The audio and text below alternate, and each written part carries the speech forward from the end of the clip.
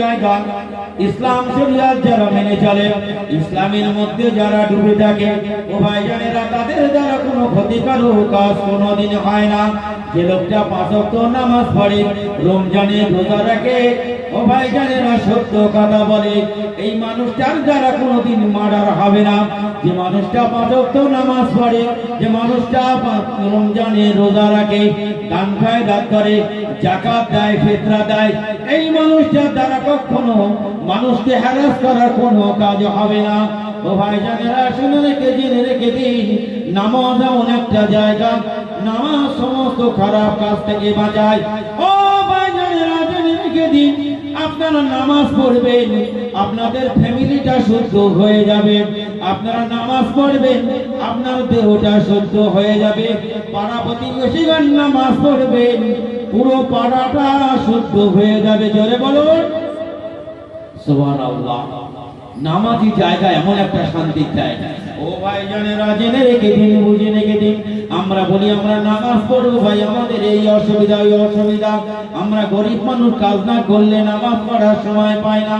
ও ভাইজানেরা শুনে রেখে দেন, আল্লাহ নবীর সাহাবীরা কত গরিব ছিল, আল্লাহ তাদের কত গরিব ছিল।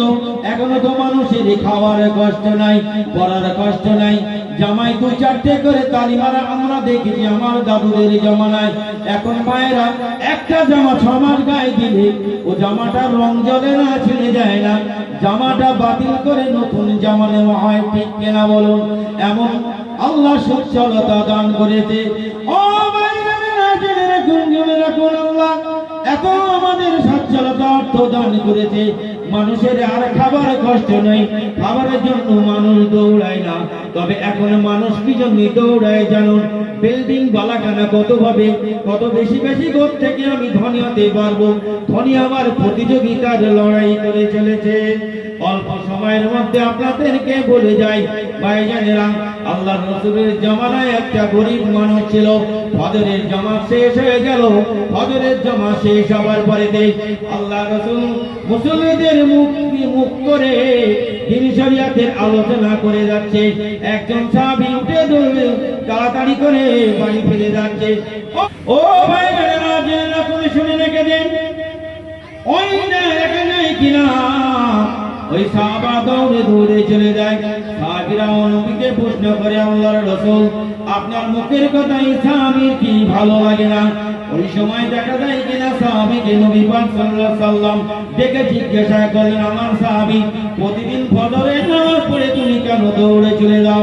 ওই সময় বলেন, বেয়াদবি মাফ করবেন, হে আল্লাহর হাবিব, আল্লাহর রাসূল আপনার মধুর বাণী, আপনার এই মজলিস ছেড়ে আমি কখনো চলে যেতে পারি না। তবে জেনে রাখুন, জেনে রাখুন, আমাদের স্বামী স্ত্রীর মাত্র একটাই কাপড়, যে কাপড়টা পরিধান করে আছি, আমি বাড়িতে দৌড়ে কেন চলে যাচ্ছি?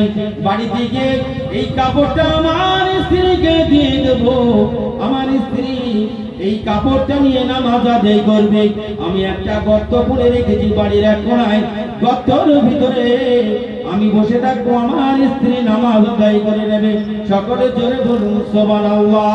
আমার স্ত্রী যখন নামাজ আদায় হয়ে যাবে, আমার স্ত্রী কাপড়টা বদল করে আমার দিয়ে দেবে। ওই কাপড়টা পরে আমি রুজি রোজগারের পথে দিয়ে আমি রাস্তায় বেরিয়ে যাব। আর ওই সময় আমার স্ত্রী ওই গর্তটার ভিতরে যতক্ষণ না আমি বাড়িতে ফিরি, ওই গর্তের ভিতরে উলঙ্গ অবস্থায় লুকিয়ে থাকবে। ও ভাইজানেরা চিন্তা করুন, তাহলে কেমন গরিব অবস্থা ছিলেন আল্লাহ রাসূলের সাহাবীদের। আল্লাহ আমাদের সচ্ছলতা দান করেছে, আর আমরা বলছি নামাজ পড়ার সময় নাই। ও ভাইজানেরা, মুসলমানের যদি কোটি কোটি টাকার সম্পদ থাকে, সেটা হলো নামাজ। নামাজ ছাড়া মুসলমানদের কোনো সম্পদ হচ্ছে যুদ্ধের সময় যখন সাহাবীরা পাহারা দিচ্ছে, একদল নামাজ পড়েছে আর একদল পাহারা দিচ্ছে। ও ভাইজানেরা, এমনি করে করে রাতে একদল সাহাবীরা দেখা যায় কিনা তারা ওই পাহারা দিচ্ছে, আর একদল তারা ঘুমিয়ে আসে, ঘুমিয়ে যায়। একদল একটু ঘুমিয়ে নয়, আর একদল পাহারা দেয়। আবার ওই দলটা ঘুমন্ত থেকে উঠে পাহারা দেয়, আবার এই পাহাড়ি দেয় পাহারা দলগুলো তারা আবার ঘুমিয়ে যায়। এইভাবে যখন মুয়াজ্জিন সাহেব সাহাবী যারা ছিলেন এবং আনসারী সাহাবা ছিলেন, আনসারী সাহাবীরা ঘুমোতে গেল, মুহাজির সাহাবীরা তারা পাহারা দিতে লাগলো। কাফেররা কোন দিক থেকে এই ঘুমন্ত সাহাবীদের তারা তীর মেরে দেয়, এই জন্য ঘুমন্ত সাহাবীরা ঘুমিয়ে রয়েছে। আর ওই সময় দেখা যায় মুহাজির সাহাবীরা পাহারা দিচ্ছে, পাহারা দিতে দিতে দিতে দিতে দেখা যায় কিনা মুহাজির সাহাবা বলল, আমি কেন আমার জীবনটা দাঁড়িয়ে দাঁড়িয়ে সময় নষ্ট করব। মুহাজির সাহাবা বলল, তার থেকে বড় দূরে কার নামাজের নফল নামাজ পড়ে নেই। ও ভাইজানেরা, দূরে কার নফলের নামাজে নিয়ত করেছে। মুহাজির সাহাবা দূরে কার নফলের নামাজে দাঁড়িয়ে গেছে, সাপ করে পিছন দিক থেকে একটা তীর পিঠে বিঁধে গিয়েছে। মুহাজির সাহাবা নামাজ ছেড়ে দেয়নি। আমরা হলে আমরা যদি কোনো পাশে চেঁচামেচি বিপদ দেখি নামাজ থেকে দূরে চলে যাই, নামাজ ছেড়ে দিয়ে যাই। ও ভাইরা, ওই সময় মুহাজির সাহাবারা চিন্তা করলো, না না, আমার জীবনের শেষ নামাজ, তীর মেরেছে মারুক, আমি প্রাণ হারিয়ে যাবে, আমার জীবনটা চলে যাবে। আবার যখন রুকুতে গেল, সাপ করে পিঠে একটা তীর বেঁধে গেছে। মুহাজির সাহাবা নামাজ ছেড়ে দেয়নি।